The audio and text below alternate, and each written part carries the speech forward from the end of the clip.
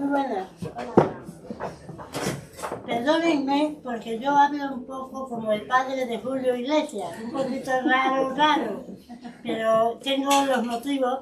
Yo he tenido cáncer 2 veces y le he ganado la pelea. Entonces, por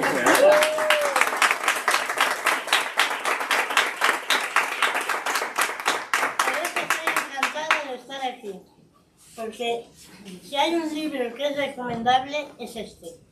El cerebro optimista, y nunca mejor dicho. Se explican perfectamente el autor.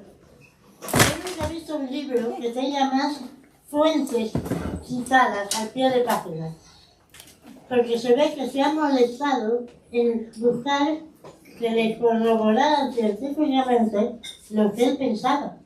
No, porque lo pienso yo. No. Eso somos la mayoría de los españoles, que decimos, porque lo pienso yo, entonces yo tengo razón. Pero él ha buscado que le respalden las opiniones de otros científicos.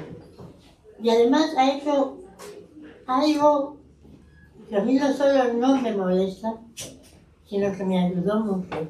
Muchos dibujitos, para que entendiéramos muy bien de lo que estaba hablando. El tema se las trae. Les quiero leer algo porque lo explica mejor que yo. ¿Sabían ustedes que un solo milímetro cúbico del cerebro humano contiene 100.000 neuronas y 1.000 millones de conexiones? Eso es increíble. Yo siempre he dicho que a mí las neuronas las tengo muy ocupadas con datos que no me sirven para nada. Porque yo tengo la suerte de que mamá y papá, cuando me hicieron, entre los ojos marrones, el pelo rubio y la piel morena, me pusieron memoria fotográfica. Entonces eso se lo debo a papá y mamá. Pero claro, acumulo una cantidad de datos que no necesito para nada. Por eso yo soy perfecta para pasapalabras. Pues es un curso de eso. ¿Cómo no lo voy a hacer como debo? Si aguardo una cantidad de conocimientos que no necesito. Todo lo que hacemos, sentimos, pensamos, comienza en el cerebro. Estas conexiones sirvieron a nuestros antepasados para el gran reto de sobrevivir. Claro, el problema de sobrevivir en un planeta plagado de peligros era que no te desamparan. Es decir, tú miras ahora, yo soy una aficionada de los documentales de los dos, me encantan. Yo equivoqué mi carrera, yo tenía que haber sido documentalista, me hubiera encantado. Hay 2 cosas que yo he sentido mucho no haber hecho: jugar al fútbol, porque era lo mío, y haber sido documentalista. En esos documentales, da igual la parte del mundo que sea, o si es el océano o la llanura del Serengeti, el problema mayor es cómo procrear, cómo zampar, cómo comer y cómo que no te zampen, que no te coman a ti. Y nosotros, claro, éramos un bocado muy deseado para los animales hace 3, 4, 5.000 años. Entonces, sobre todo, a mí lo que me gusta es el enfoque del libro. El señor Alonso, el doctor Alonso, dice en un momento algo: si algo define nuestro cerebro, es su gran facilidad para cambiar. Tú puedes elegir quién quieres ser. Las personas adultas sí pueden cambiar. A mí eso me parece maravilloso. Si te están diciendo todo el tiempo que no le puedes enseñar a un perro viejo nuevos trucos, que te digan todo lo contrario, que tú puedes crear nuevas conexiones, nuevas neuronas y modificar tu actitud y tu vida. Porque en esta vida lo más importante es tu actitud. Si tú no crees en ti mismo, ¿cómo van los demás a creer en ti? Si tú no estás segura de lo que haces, ¿cómo van a estar los demás seguros de que tú hagas lo correcto? Entonces, es importantísimo. La mayoría de los libros de ayuda pecan de ingenuos y de un montón de palabrería. Aquí hay ejemplos prácticos de lo que tú puedes hacer para ayudarte a ti mismo, pero de verdad, basado en educación científica. Entonces ahora, doctor Alonso, yo quisiera que usted tomara la palabra porque usted sabe más de este tema que yo. Muy bien, muy bien. Pues muchas gracias.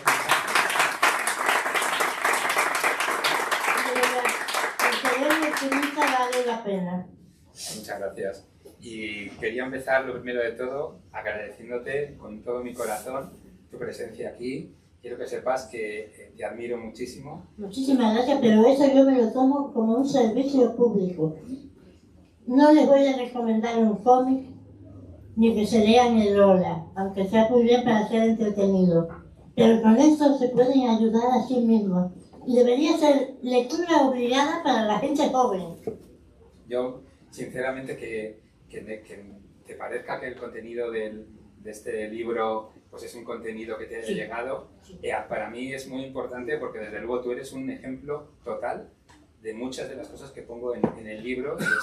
Está no solamente la superación con una grandísima fortaleza mental, sino también el ejemplo de cuando hablo precisamente de ayudar, de cómo cuando ayudamos a los demás estamos generando muchísima felicidad en la otra persona, en nosotros mismos y en el que lo está observando. Esto hay, como bien dices, mi enfoque es muy científico y existen papers que dicen eso, o sea, el que ayuda es más feliz, el que la recibe también y el que lo está observando también.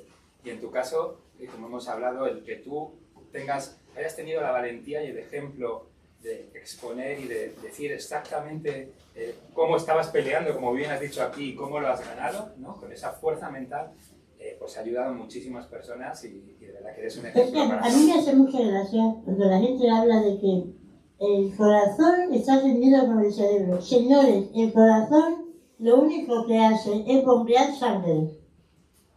Es decir, esto es lo que lo manda todo. Esto es lo que domina, esto es lo que da órdenes, esto es lo que...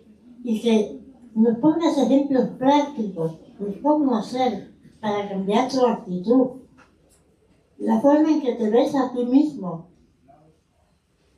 Totalmente, la forma en la que nosotros nos hablamos, la forma en la que nosotros nos decimos las instrucciones y comentamos, eso define totalmente, realmente, quiénes vamos a ser, ¿no? En cada uno de los momentos de nuestra vida, en cualquier momento de nuestra vida. Y además me gusta que te hayas fijado precisamente en lo que considero que es lo más importante, que es la facilidad que tiene el cerebro para cambiar en cualquier momento de nuestra vida. Porque sí que tenemos este punto de yo ya, claro, a esta edad, con la edad que tengo, ¿cómo voy a cambiar? Yo ya no puedo afrontar estos retos. Y eso no es verdad. Eso no es verdad. En cualquier momento de nuestra vida, nosotros podemos afrontar cualquier tipo de reto. Y podemos elegir vivir la vida que queremos vivir. Solamente tenemos, por supuesto, que planificar, que tenemos que ver hacia dónde cambiar la actitud. Eso es cambiar la actitud. Cambiar nuestra forma de pensar, ¿no? Pero esto se basa en ciencia. Es decir, que nosotros en cualquier momento podemos comenzar a crear nuevas conexiones neuronales y le podemos decir a nuestro cerebro con los mecanismos que tiene, ahora hablaré los mecanismos que tiene como la parte de las malas noticias y las buenas noticias, ¿no? Porque como muy bien dices, nuestro cerebro está creado, o sea, está evolucionado para que no nos coma un leopardo por la selva, pero no para estar aquí en este entorno digital, en una selva urbana como esta, ¿no? No le ha dado tiempo a la evolución. No hablemos de lo digital. Porque yo le explicaba al doctor Alonso que yo me quedé con la galaxia Gutenberg. Entonces, para mí, todo esto que nos están obligando a digitalizarnos, a trabajar desde casa, yo conozco gente que trabaja desde casa y trabaja más horas que cuando iba a la oficina. Porque además tienen la culpa encima de lo que no están haciendo en la casa. aunque estén ahí. Y claro, de eso habría mucho que hablar, pero no, dejémoslo y hablemos de lo positivo de este libro. Eso es. Bueno, y claro, tenemos algunos mecanismos que, que realmente tenemos que tener cuidado con ellos, aprender a utilizarlos, pero tenemos otros que realmente son muy positivos. Y por ejemplo, cuando nosotros le damos instrucciones a nuestro cerebro de que queremos conseguir algo, el cerebro se pone a trabajar para conseguirlo. Se pone a trabajar, y se pone a trabajar creamos nuevas conexiones, creamos nuevas soluciones.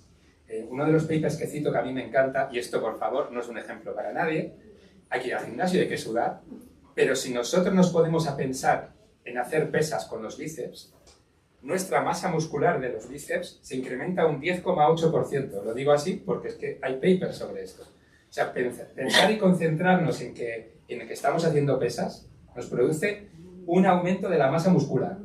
A eso llega la visualización y las imágenes que nos creamos en nuestro cerebro, ¿no? Entonces, cómo nos hablamos, como muy bien dices, qué imágenes generamos, qué imagen tenemos de nosotros mismos, todo eso es crucial para nuestra autoestima, para nuestra felicidad, para nuestros logros en la vida. Yo me identifiqué mucho con esa parte del libro porque yo explicaba y la gente no me creía.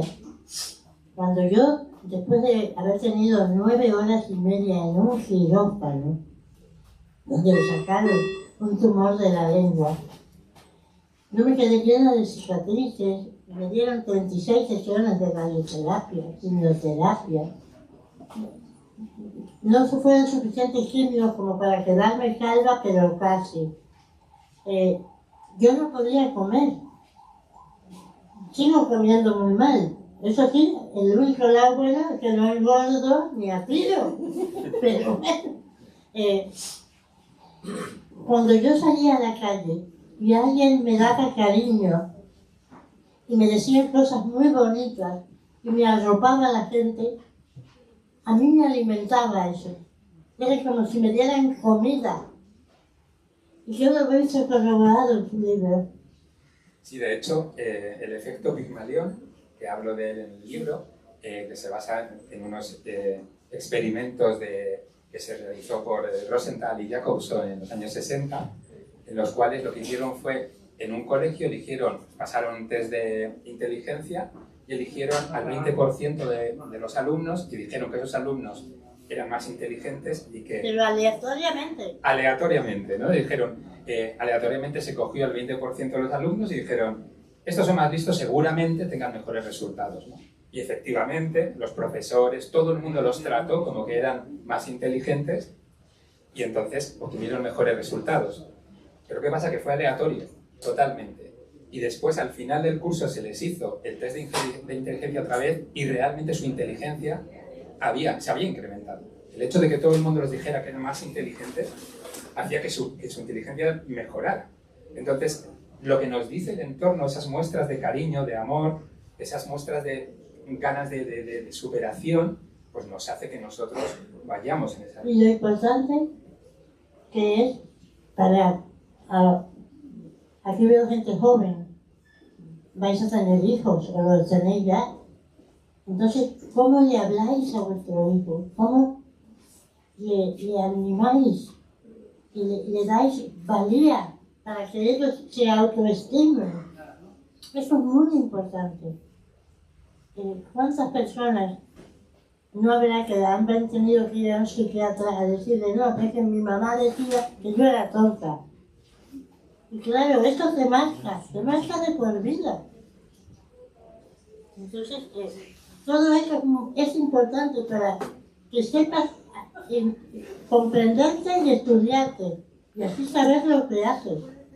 Y además, otra de las cosas que también nos ha demostrado la ciencia, que además es algo que es muy poco intuitivo, porque generalmente pensamos que los grandes cracks de lo que sea, ¿no? Ya sea guitarristas como deportistas y demás, pensamos que están tocados por algo genéticamente increíble y que gracias a eso pues han conseguido lo que consiguen. Y lo que nos dice la ciencia realmente es lo contrario, que el genio no nace, que el genio se hace. Entonces, ¿qué ocurre? Que todo el entorno empieza y comienza a decir a esa persona que qué bien toca la guitarra, o que qué bien juega lo que sea, o que qué bien hace las cosas, y ese entorno le apoya. Entonces la persona, cada vez, pues vamos a imaginar que es un niño, cada vez como le dan ese refuerzo, pues practica más, y juega más, y lo cree más. Entonces no hay nada más poderosa que una idea que se nos mete en nuestro cerebro. Porque como decía, lo ponemos a funcionar sistemas que lo que están haciendo, como el sistema de aprendizaje por error de predicción, que estamos diciendo a nuestro cerebro, es importante que este balón entre en la canasta, haz lo que quieras, pero que entre, ¿no? Entonces el cerebro comienza a funcionar y a mover de manera aleatoria los músculos hasta que da con la clave de decir, oye, haciendo esto, realmente el balón entra en la canasta, ¿no? Y muchas veces, pues eso, es de manera aleatoria y la persona inconscientemente es capaz de hacerlo, ¿no? Por eso es tan importante nuestro comportamiento inconsciente, ¿no? Y funcionar, por ejemplo, en los deportes y demás, de forma inconsciente. Pero sí que lo que nosotros nos decimos es crucial para, pues, conseguir alcanzar las metas. Como autor del libro, ¿cuál ha sido el mayor descubrimiento cuando al estudiar el tema? Pues para mí, mi historia además es curiosa porque yo también he peleado mucho, he sido muy peleón en la búsqueda de la felicidad. Tengo aquí algunas caras de amigos míos que han sufrido muchos de mis, entre comillas, vaivenes, ¿no? Porque yo estudié lo que tenía que estudiar a nivel racional, estudié una ingeniería en informática, porque era en ese momento lo que tenía más salidas, y luego hice un máster en telecomunicaciones y me puse a trabajar en empresas pues en Telefónica, en Ericsson, en Microsoft, y con 25, 26, 27 años tenía muy buenos puestos, ganaba mucho dinero y estaba pues en una posición privilegiada, ¿no? Pero tenía un pequeño problema, que no era nada feliz, era tremendamente infeliz. Entonces, todas esas decisiones racionales me habían llevado a un sitio en el cual la sociedad me premiaba con, oye, qué increíble lo tuyo, qué bien vas, pero yo me despertaba y era terriblemente infeliz. No tenía mi vida, no tenía el sentido que yo consideraba que debía tener. Mis emociones no estaban de acuerdo con eso. Y con 28 años lo que hice fue empezar desde cero. O sea, cogí y dije, hasta aquí hemos llegado. Empiezo desde cero y voy a buscar otra cosa que me haga feliz. Y volví a la universidad, volví a estudiar y empecé, pues precisamente pasé de un entorno en el que pues, eran unos trabajos muy impersonales a un entorno en el que yo pues, quería ser, por ejemplo, profesor. Me apetecía investigar y ser profesor. Sobre todo me apetecía investigar qué me estaba pasando. Digo, ¿cómo puede ser que todo el mundo perciba que tengo tanto éxito, pero que yo mismo tengo unas emociones que no sean las apropiadas? Y eso es lo que me llevó a comenzar a indagar sobre el cerebro y pues a estas décadas de estudio que se van a prolongar por toda la vida, ¿no? Usted dice algo muy importante en ese libro, que el aburrimiento es nuestro peor enemigo. Efectivamente. Y que seguir aprendiendo, sin embargo, es muy positivo. Eso es. O sea, aprender, tener una conducta de aprendizaje durante toda la vida es algo que bueno, es realmente un regalo. Sobre todo teniendo la percepción siempre de que cuando comenzamos a aprender algo, cuando empezamos a hacer algo, no debemos tener miedo a fracasar, no debemos tener miedo a que las cosas no funcionen. Porque es que todas las personas que son expertos en algo, cuando empezaron a hacerlo, tuvieron momentos en los cuales eran principiantes. Algunos lo hicieron cuando eran niños y otros lo hacemos cuando somos adultos. De hecho, uno de los ejercicios que pongo es apuntarse a algo en lo cual no tengamos ni idea de hacerlo. Apuntarnos a algo en lo cual seamos unos completos inútiles. Y eso es maravilloso para nuestro cerebro, tener que comenzar a crear esas conexiones. Yo debería apuntarme a un curso de computadoras. Pero tiene que ser, Mayra, algo que te emocione, que te apasione, por ejemplo, a bailar, a lo que sea. De hecho, yo, por ejemplo, pues mira, quiero contar aquí una anécdota que nosotros aquí, yo cuando vivía en Madrid con unos amigos, que también alguno de ellos está por aquí, vivía aquí en la calle Flor Baja, y que es una calle paralela a Gran Vía, y vivíamos ahí un grupo de amigos y teníamos una discoteca enfrente de nuestra casa. Y esa discoteca, pues, ¿qué ocurría? Pues que a veces a las 2 o 3 de la mañana pues se montaba un jaleo, la gente salía afuera, se pegaban, que no sé qué, que has mirado mal a mi chica, que tú has mirado mal a mi chico, etc. Nosotros salíamos ahí diciendo, bueno, ya terminará y demás. El único detalle que tiene este caso es que la media de edad que había en esa discoteca rondaba entre 75 y 80 años. Y realmente, o sea, esto no pasó una vez, fueron años en los cuales ocurría esto. Lo que quiero decir con eso es que las personas que se ponen límite por la edad o por cualquier cosa deben de saber que hay otras personas que están viviendo la vida que quieren vivir en cualquier momento de su vida. Hay personas que con 80 y tantos años están corriendo maratones. Y hay personas que con 80 y tantos años se ponen como presidente de Estados Unidos, se cogen un avión y están en un día dando 3 mítines a 9.000 kilómetros en el avión. Pero así nos va, ¿eh? Sí. Sí. Ya no voy a entrar en las decisiones que toman, pero sí quiero dejar claro que en cualquier edad, en cualquier momento, los ejemplos de personas que con mucha edad empiezan nuevos proyectos, ponen empresas, ¿no? El coronel Sanders con el Kentucky Fried Chicken, McLaren también, las sillitas, es decir, los ejemplos que pongo son tremendos, ¿no? Entonces, el caso es que las limitaciones nos las ponemos nosotros mentalmente, y esto es un descubrimiento científico, es decir, esto es así, nosotros nos ponemos limitaciones, ¿no? Hay una cosa que también es como en el libro que se llama el umbral, ¿ok?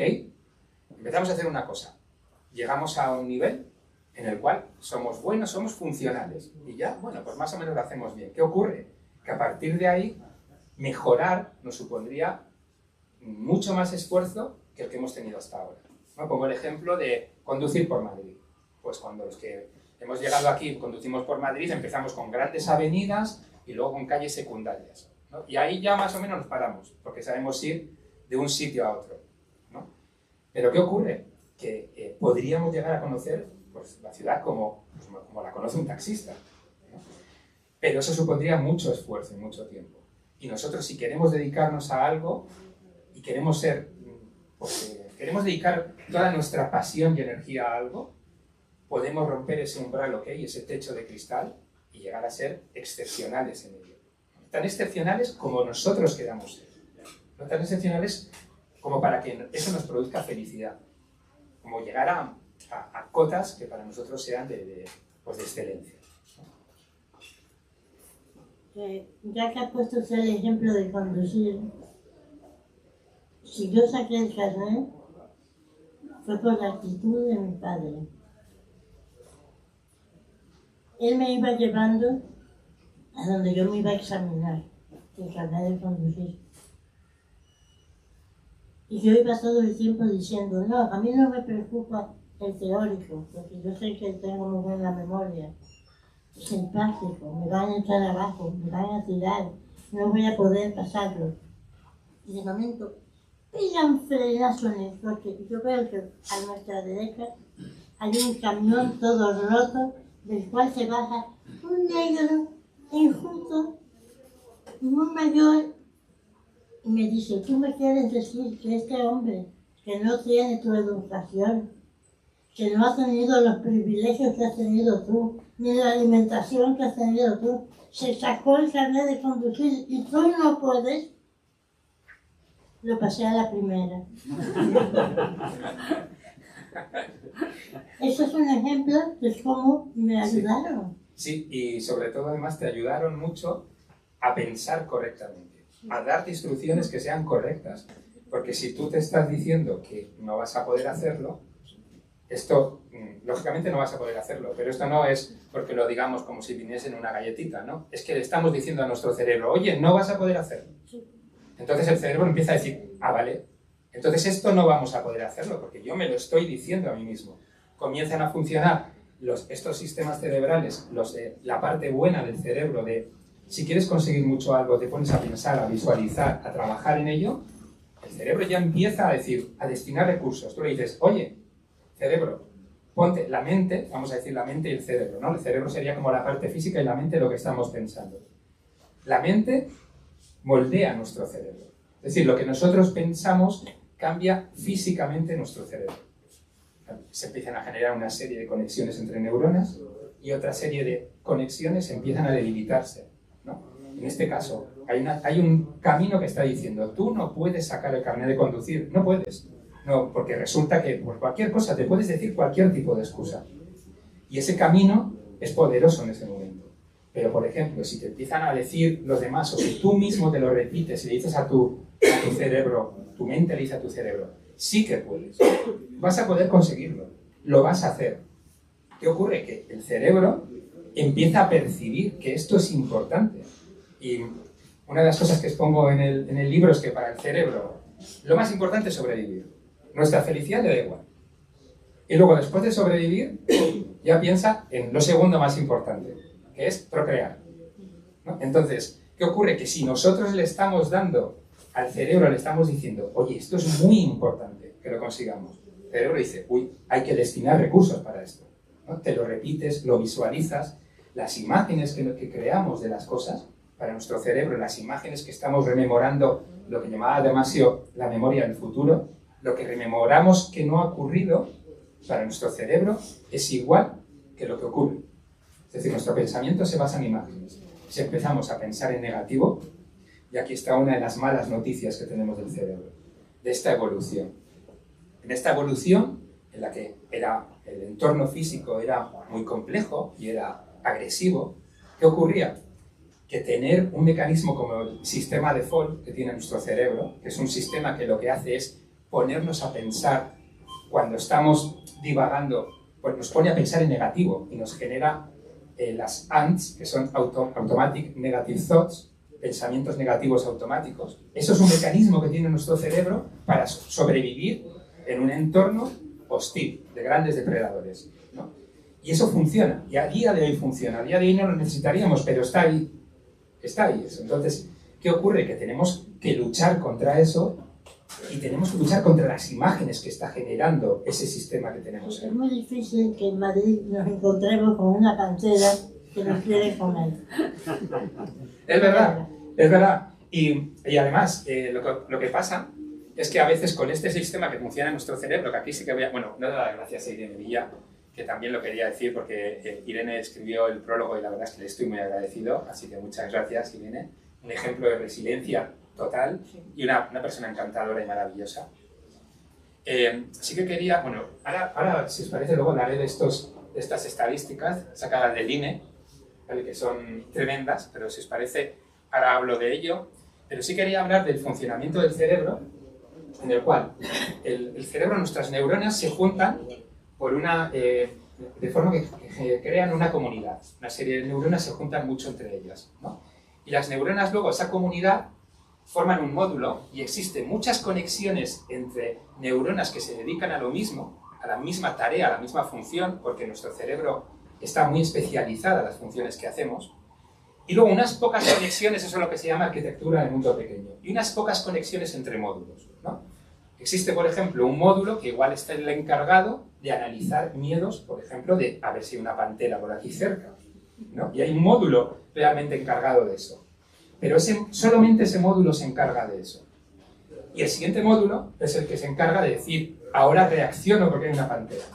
Es decir, que esas conexiones entre neuronas están hechas de forma que trate de gastar la menor energía posible. Porque el objetivo del cerebro es sobrevivir y consume entre el 25 y el 30% de todos nuestros recursos. Así que, ¿qué ocurre? Que si nosotros, uno de estos módulos, realmente reconoce que hay una pantera, el siguiente módulo es el que se encarga de decir, reaccionemos porque hay una pantera aquí, ¿no? Y el proceso de regular esas emociones que nos está despertando la hipotética presencia de una pantera, ahí es cuando podemos cambiarlo. Porque tenemos que ir a por ese módulo que se encarga de percibir panteras, ¿no? Que las panteras tienen 2 piernas. Efectivamente. 4. Efectivamente. Entonces, ahí es cuando tenemos que ser muy conscientes, ¿no? Y la importancia de la atención con intención en el presente, de conocernos, del autoconocimiento, del ser capaz de analizar y comprender las emociones. También hablo pues, bastante del tema de las emociones. Aquí están las buenas y las malas noticias, de saber entender y comprender nuestras emociones para darnos cuenta de que esa pantera de 2 piernas no es una pantera, y que realmente, ese golpe de las piernas, yo puedo decir, ¿sabes lo que te digo? Que no te quiero volver a ver nunca, o que cambio de trabajo, o que no vuelvas a estar presente en mi vida.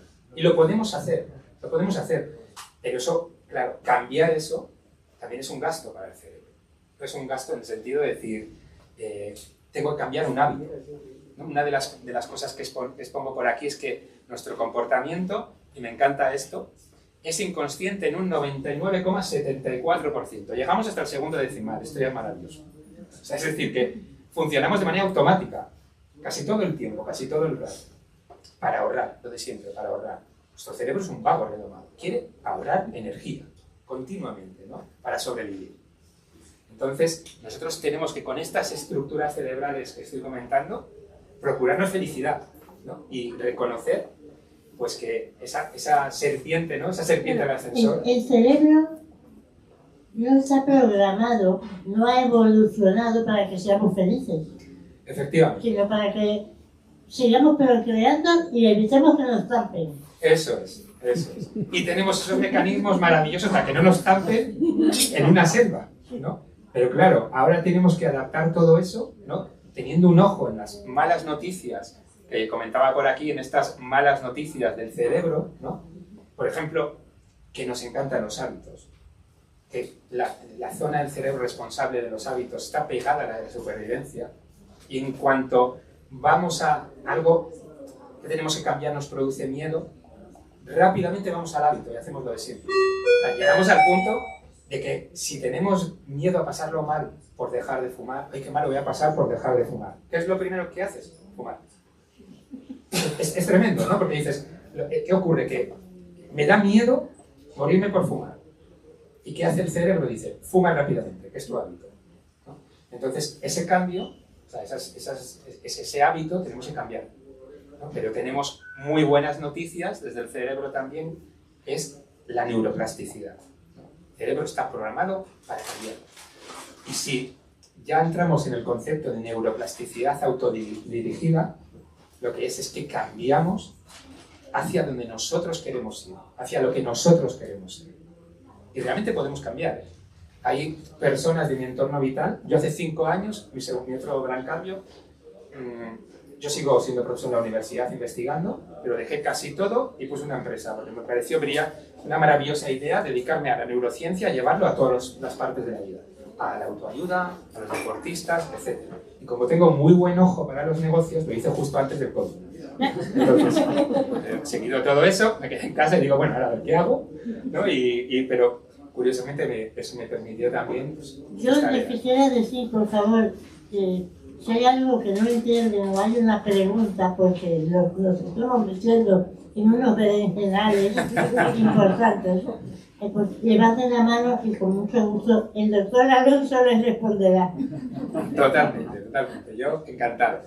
Y bueno, quería solamente comentar un par de cositas más, porque además yo creo que lo mejor que podemos hacer luego es, pues eso, entrar en un debate, comentar un poquito los distintos aspectos que estamos poniendo. Como bien dices, Mayra, son telas, ¿no?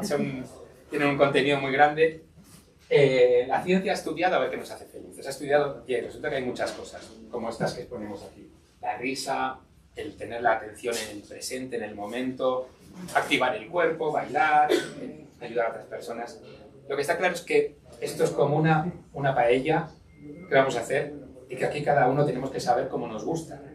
¿Qué ingredientes vamos a echar a esto, ¿no? Y conocernos es fundamental para decir, a mí me gusta con pollo y con caracoles, o a mí me gusta con, yo qué sé, con rape, ¿no? Entonces, eso es muy importante, el conocer. A mí este capítulo me hizo recordar mucho una cosa que mi abuelita, las abuelitas son muy sabias, me decía continuamente, me decía, no cruces los puentes hasta que no llegues a ellos.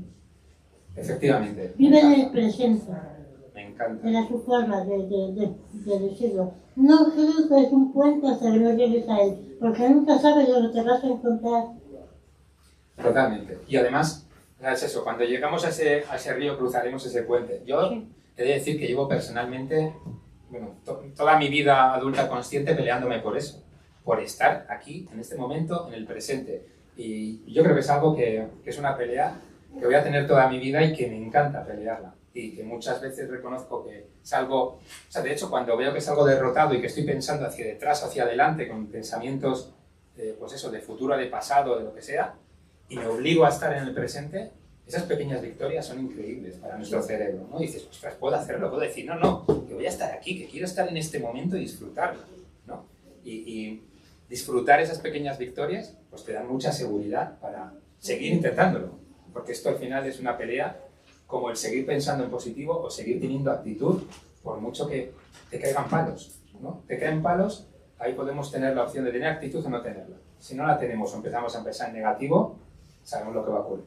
Nuestro cerebro va a ir para allí, hacia esos pensamientos negativos. Si nos hablamos bien, si pensamos en positivo, si vamos en esa línea, además, es que vamos a decirnos a nosotros que podemos hacerlo y vamos a estar mucho más atentos a todo lo que ocurre alrededor. ¿Y eso qué va a hacer? Que vamos a tener más suerte. Vamos a tener más suerte. Porque al final la suerte va a ser científica. Como la intuición es científica, eso todos los neurocientíficos dicen que la intuición es científica. La intuición es esa respuesta emocional que tienes de todo lo que tienes en el inconsciente y que te viene en forma de decir, haz esto. ¿Me estás diciendo tú a mí mismo que haga esto? Miquel, sí, hazlo y no lo pienses más. ¡Pum! Ahí está todo el conocimiento que tienes en ese 99,74% de inconsciente, de comportamiento inconsciente que te está diciendo, venga, hazlo. Y curiosamente, la ciencia lo que dice es que cuanto más difícil es la decisión, más importantes son las emociones. Porque más complejo va a ser a nivel racional evaluar todos los aspectos y todas las dimensiones. Entonces, cuanto menos pienses en esos casos, mejor. Cuanto más sientas, mejor. Mejores decisiones tomas, ¿no? Es curioso cuando hablamos de neuroeconomía y de la neurociencia, la economía y demás, los brokers, los que invierten en bolsa y toman las decisiones de manera más emocional, ganan más dinero, toman mejores decisiones, etc. Que los que lo hacen sopesando todas las opciones, ¿no? Entonces tenemos mecanismos para tomar esas decisiones.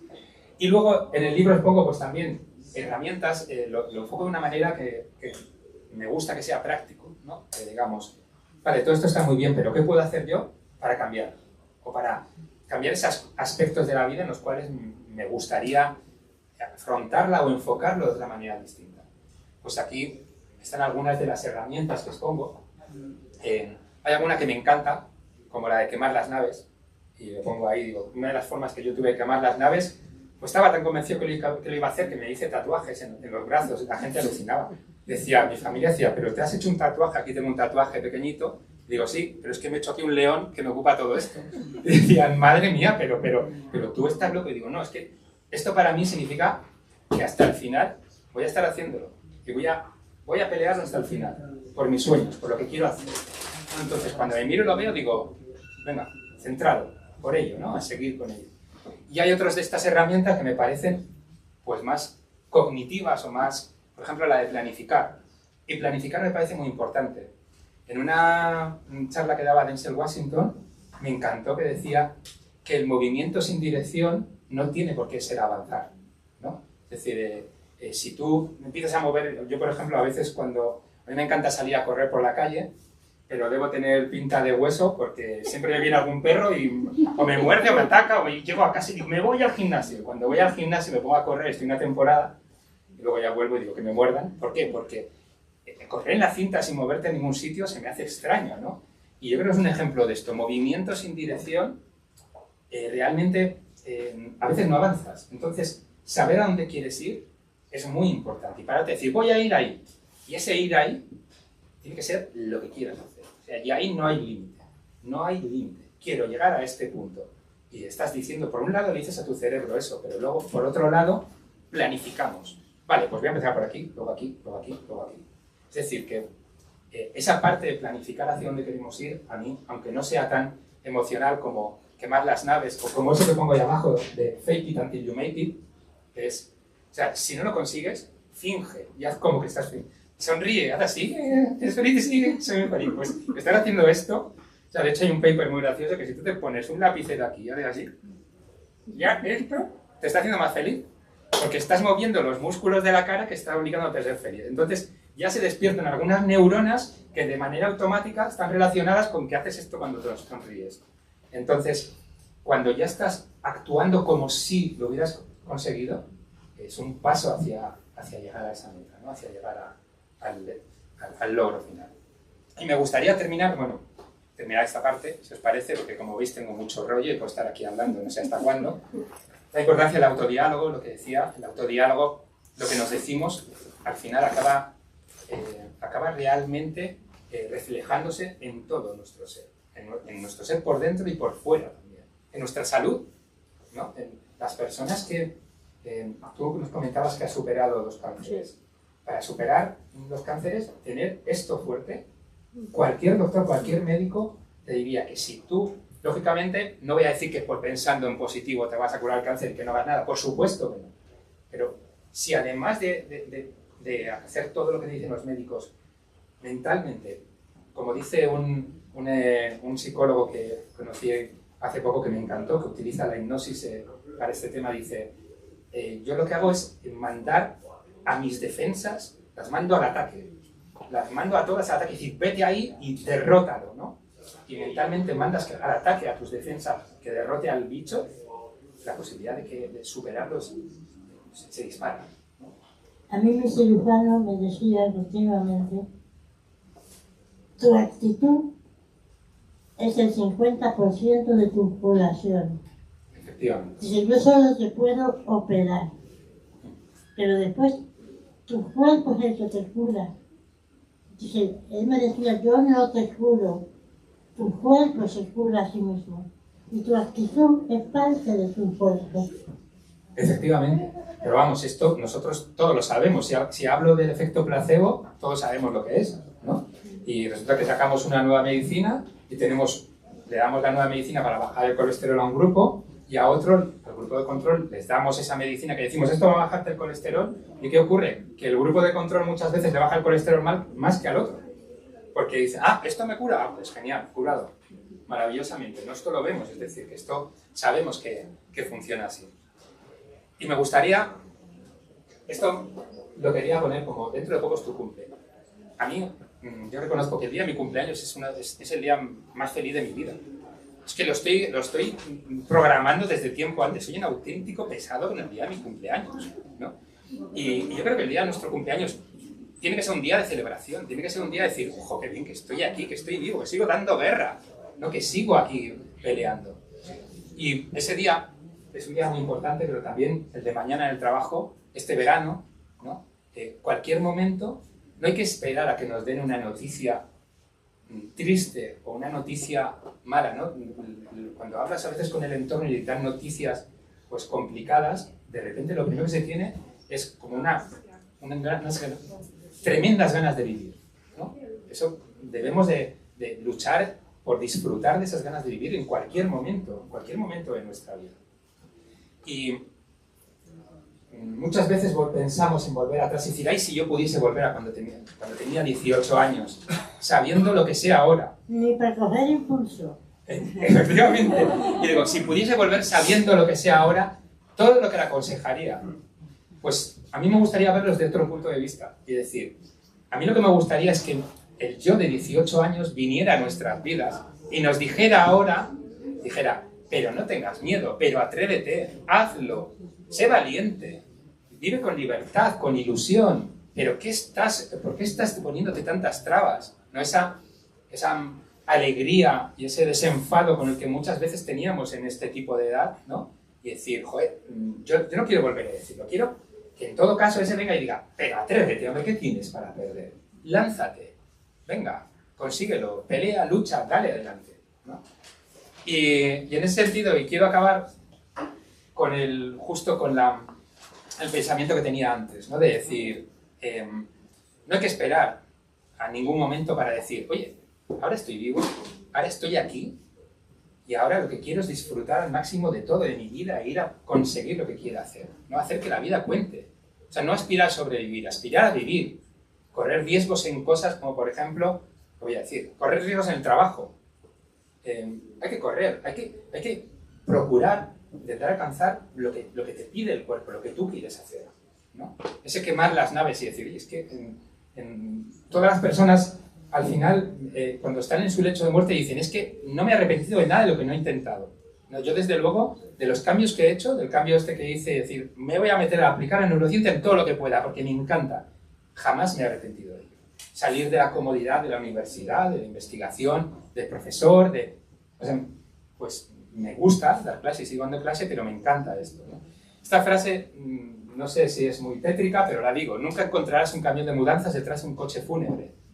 Me encanta, porque yo aborrezco las mudanzas. O sea, mi chica dice, ay Dios mío, mudanza, ya verás cómo te vas a poner, y al final yo no hago nada y estoy más nervioso, todo el mundo, ¿estás bien, papi? ¿Estás bien? Estoy bien. No, vamos, he llevado el boli de aquí a aquí. Pero me pongo muy nervioso y es que es verdad, nunca encontrarás detrás de un cambio de mudanza, o sea, de un coche fúnebre, alguien que está cambiando de vida. Mientras estamos vivos podemos cambiar. Y os quiero contar una pequeña anécdota que por si algún día me veis que estoy en la cárcel o que realmente dicen, hemos cogido a este loco que está por ahí gritando en la calle. A mí me encanta, como he dicho antes, salir a correr por la calle y tengo un recorrido que yo cuando salgo a recorrer, paso por delante del tanatorio en mi recorrido. Y me gusta pasar por el tanatorio, y cuando paso por delante del tanatorio, me vuelvo loco. Estoy aquí, sigo vivo, vamos. O sea, me salen cosas como decir, sigo aquí peleando, alive and kicking, estoy aquí y oye, hoy he ganado esta batalla, hoy la he ganado, estoy aquí corriendo y digo, venga. Y es una maravilla, es como volver a nacer, como cuando nos despertamos volvemos a nacer y cuando paso muchas veces por ahí digo, ¡buah! Venga, lo que se puede conseguir todavía, lo que se puede hacer, ¿no? O sea, seguimos aquí viviendo y quiero acabar con esta frase, porque realmente esto es un descubrimiento, para mí, un descubrimiento, un tatuaje de los del brazo, y madre mía, espero que no me guste mucho más, porque si no... Pero es que tenemos realmente dos vidas, y es que la segunda vida empieza cuando nos damos cuenta de que solo tienes una. Cuando te das cuenta y dices, ahí va, es que tengo una vida solo. Para mí ahí empieza la realidad de tu segunda vida, de decir, hay que hacer que esto cuente. Para uno mismo, ¿eh? O sea, hay que hacer que para uno mismo cuente. Bueno, pues... Si tienen alguna pregunta...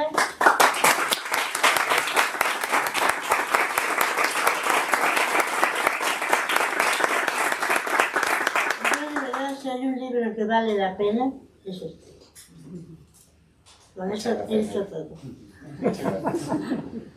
Bueno, pues no sé si... Yo sí tengo una pregunta. Con esta vorágine de hablar, que sí, por favor. Bueno, has hablado del cerebro, de la neuroplasticidad, de todo.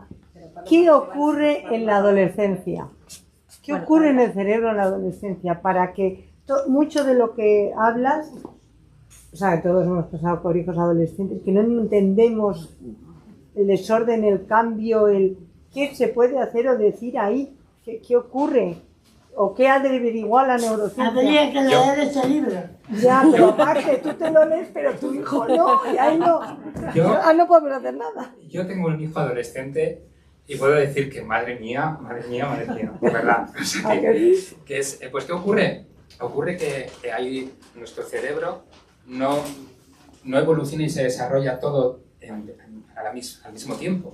Entonces hay una zona que se desarrolla antes y hay otra zona que se desarrolla después, como en la película de Disney, que realmente de repente tienes, la película se llama Del revés, creo, que habla pues eso, de las distintas emociones que se van teniendo y demás. Los adolescentes tienen un sistema límbico, un sistema emocional muy desarrollado, pero por ejemplo el córtex prefrontal, esto hasta los 18, 19, 20 no se termina de desarrollar. Entonces tienen unas emociones que les cuesta regularlas muchas veces muchísimo y les cuesta aislar, por ejemplo, una emoción determinada, de aislarla en un entorno, como nos puede ocurrir a nosotros, o tenía una emoción ahora de frustración, me ha pasado esto y alguien me ha dicho no sé qué y me he enfadado, he tenido ira y ya está, y demás.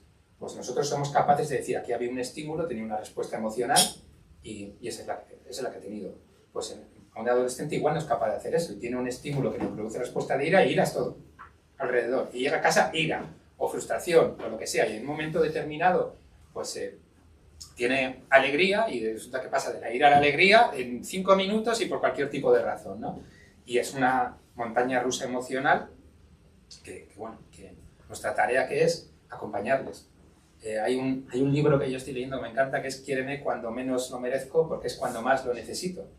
Y muchas veces yo me repito esa frase, ¿no? Y decimos, muchas veces al final lo único que necesitan es decirle, no te preocupes, te quiero mucho, te agarro físicamente, estoy aquí contigo y ya está, ¿no? Y hay muchas cosas pues, que se van a ir poniendo en su lugar a medida que el cerebro pues, se van desarrollando todas las partes. Pero el derroche emocional que se produce realmente es abrumador. ¿Alguna otra pregunta? Respecto a lo de los adolescentes, yo siempre digo gracias Fidel. ¿Por qué? Porque la llegada de Fidel Castro hizo posible que yo tuve que madurar muy rápido. Y entonces no tuve tiempo de ser un adolescente gilipollas. Sencillamente no tuve tiempo. Y tuve que crecer apurado. Entonces, desde lo sigo diciendo de corazón, gracias, Fidel. Claro. Sí. No, no. Yo quería preguntar, porque estamos, como dices, buscando la autoayuda, intentando todos vivir el momento, vivir el presente, lo analizamos, pero claro, qué difícil es eso, ¿no? En una sociedad, que yo no sé si ha sido siempre la sociedad así, ¿no? Me parece que la sociedad es como pesimista, o sea, lo que nos mandan son mensajes como pesimistas, o para que tengamos miedo, no lo sé. Entonces, claro, el cerebro optimista, no sé si eso también nos lo va moderando, o sea, esa sociedad que tenemos alrededor, que nos genera como miedo, o sea, si también esa nos modera a nosotros, esa elasticidad que tenemos en el cerebro. Pues, gracias, Mayra.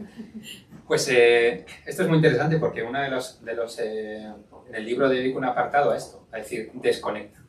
Desconecta, ¿no? Deja de ver todo lo que te están diciendo, todas las noticias, todo. Cuanto más miedo te despierte, el miedo que lleva al hábito.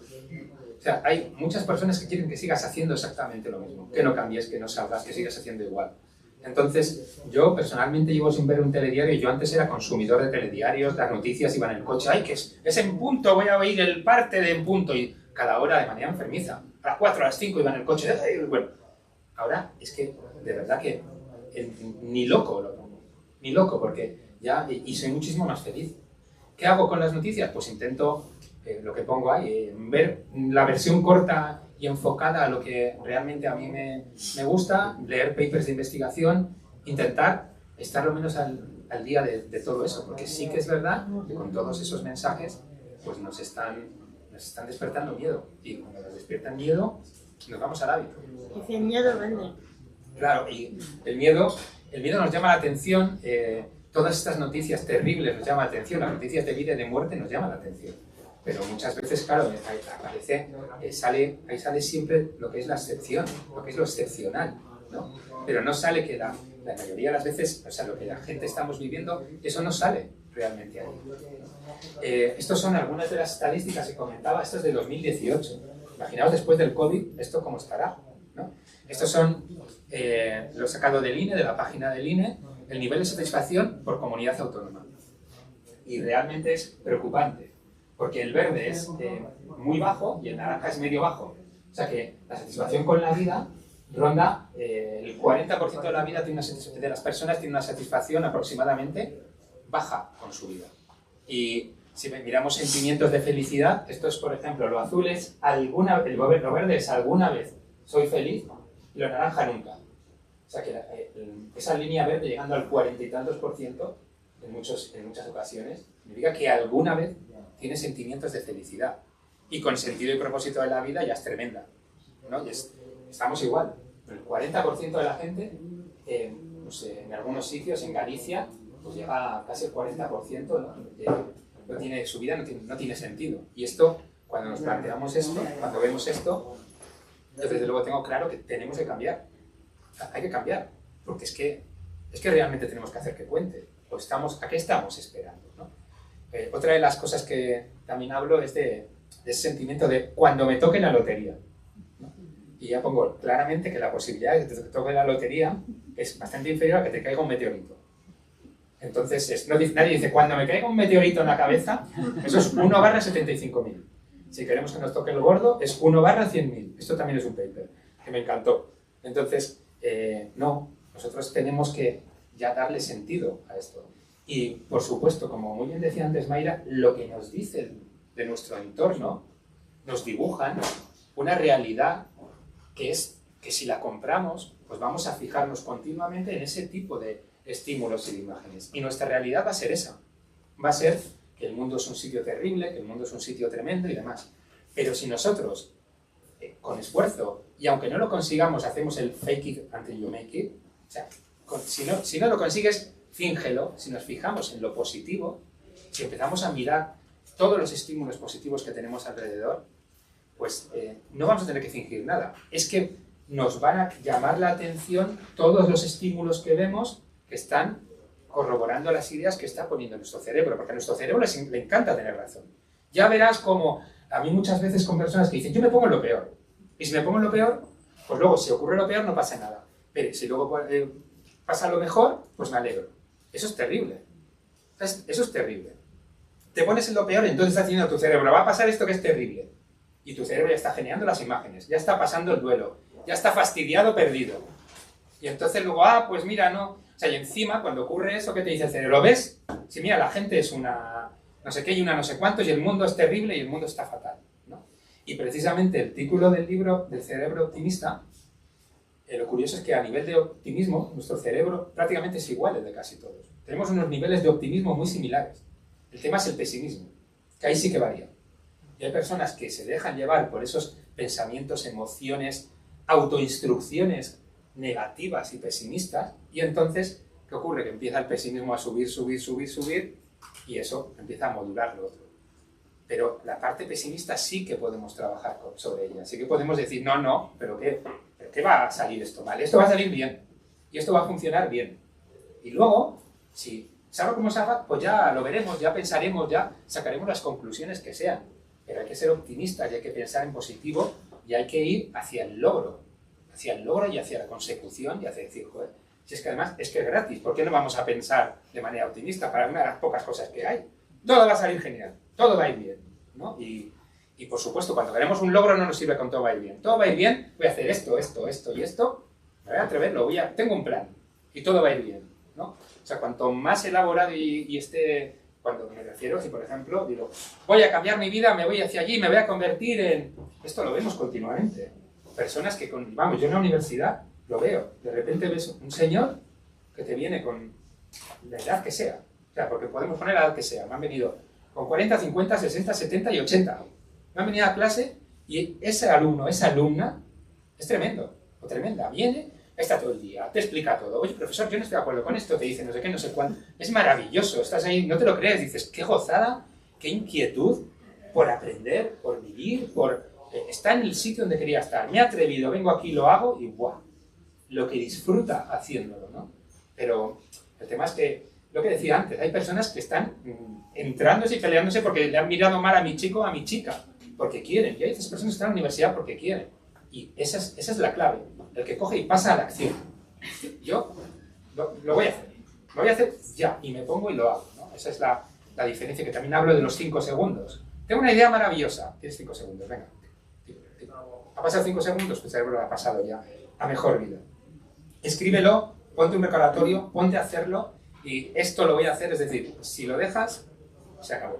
Yo, mi móvil, soy un enfermo de los recordatorios y de las estas y de las... Todo el día me están saltando alarmitas. A esto, lo que iba a hacer. A esto, lo otro, ¿no? Tenemos que pasar a la acción. No nos podemos quedar en la parálisis por análisis. Sí. La neurociencia contempla, por ejemplo, la alimentación, porque se dice mucho que el intestino es el segundo cerebro.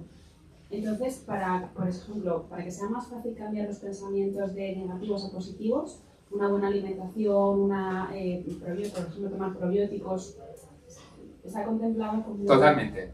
Está totalmente. Yo, de hecho, hablo de ello también en el libro, pero no soy un experto de ello, entonces lo menciono y menciono pues algunos aspectos que son más bien generalidades, pero totalmente está muy relacionado. Al final lo que comemos es lo que somos.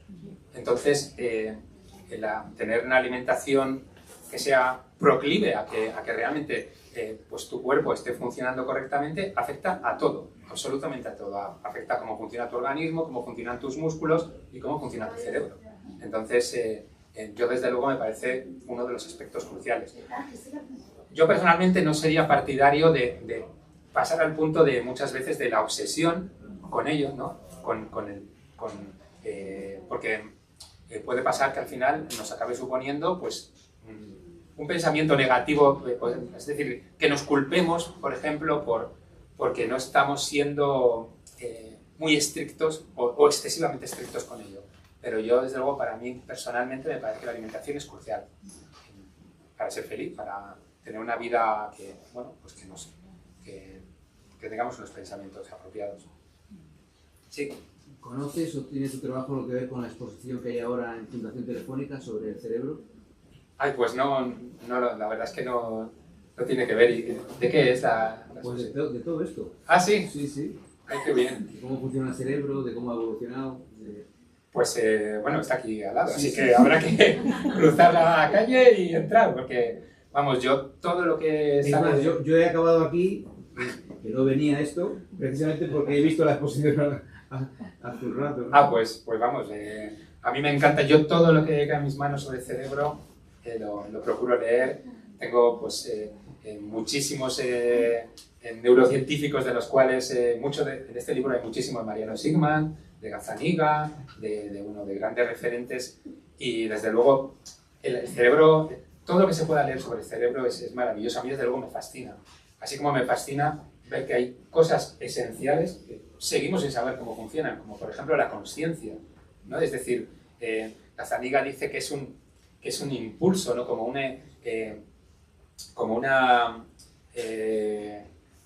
algo que de repente surge por todas las neuronas o sea, la explicación de la consciencia es algo que todavía nos tiene maravillados y somos conscientes que vamos a tener que comprender el funcionamiento de la física cuántica. Es decir, está todo muy relacionado. Como decía Mayra al principio, los números cuando hablamos del cerebro son abrumadores. Es decir, hay más neuronas que una galaxia de estrellas. Entonces, cada neurona de todas esas se conecta con 1000, más o menos. O sea, empezamos a poner ceros y dices, Dios mío, ¿pero qué es esto?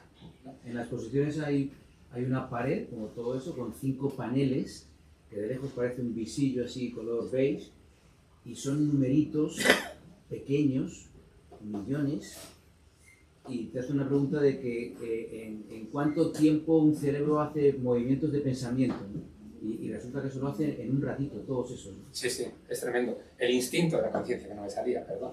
Y efectivamente, o sea, cada día vamos comprendiendo más, pero todavía, y a mí es lo que me apasiona todavía en muchas cosas, es que estamos en pañales en algunas cosas. Al día se calcula que se publican papers científicos entre 500 y 1000 al día sobre el cerebro en journals. Entonces, es verdad que en los últimos años, en las 2 últimas décadas, pues se ha avanzado muchísimo, ¿no? Obama dedicó muchos recursos a estudio del cerebro, también en Europa se han dedicado muchísimos recursos, y eso nos hace pues, que cada vez vayamos comprendiendo más, pero lo maravilloso es que en algunas cosas, es que yo desde luego animo a todos vosotros, animo a que todo lo que he dicho dudéis de ello, porque realmente hay muchas cosas de las que yo dudo yo mismo, así que, pero sí que vamos pues poco a poco cogiendo pequeños aspectos, ¿no? Y pequeñas evidencias que en el fondo nos ayudan. Y eso es lo interesante, que comprendamos aspectos de cómo funciona nuestro cerebro para no caer en algunas trampas. Es decir, tenemos algunos mecanismos que sabemos que están ahí. Como no lo podemos quitar, comprendámoslo y tengamos herramientas para poder vivir con ello. Como diría Einstein, todo es relativo. Pues sí, totalmente, vaya. Sí. ¿Alguna pregunta más? ¿No? Bueno, pues muchísimas gracias. Muchas gracias.